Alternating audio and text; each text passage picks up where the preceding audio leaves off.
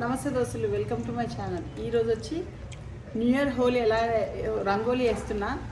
అంటే ఇది మన పండగ కాదు, కాకపోతే మా కాలనీలో మా దగ్గర హిందూస్ చాలా తక్కువ మంది, అందుకోసమే నేను ఏ పండుగ మిస్ చేసుకోను.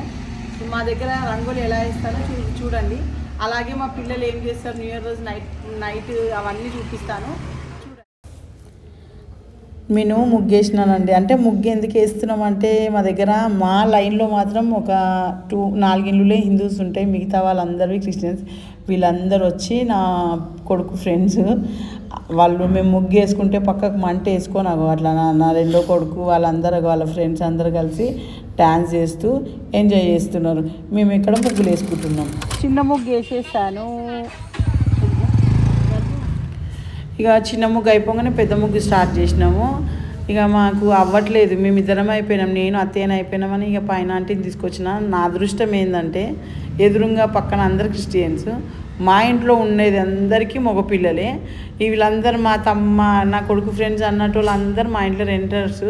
వాళ్ళందరికీ బాబులే ఉండరు, ఒక్క ఆడపిల్లలు నాకు హెల్ప్ చేసేటోళ్ళే లేరు. ఇక నేను ఒక్కదాన్ని, మా పైన ఆంటీ. ఇక ఒకప్పుడేమో లక్ష్మక్కని ఉండేట, ఆమె చేస్తుండే. పాపం పిల్లలు మేము ఎంతసేపు మేలుకుంటే అంతసేపు మేలుకొని ముగ్గులు ఫినిష్ అయ్యేదాకా మాతో పాటే ఉన్నారు. ఇక వాళ్ళ తాతయ్య కూడా కిందికి వచ్చిండు. నేను నా చిన్న కొడుకుని తీసుకొని, ఇక వాడు ఆగుతూనే లేడు.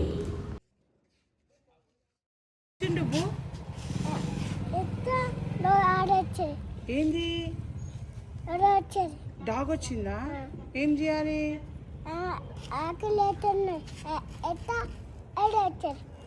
ఆకలి అవుతుందా? ఎట్లా ఏం చేద్దాం? అన్నం పెట్టదామా? మీ ఇంట్లో ఉందా అన్నం? తెస్తావా మరి?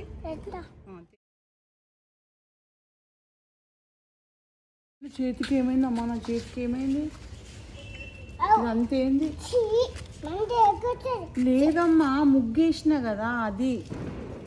ఒక పప్పి అమ్మ ప్లీజ్ అమ్మా.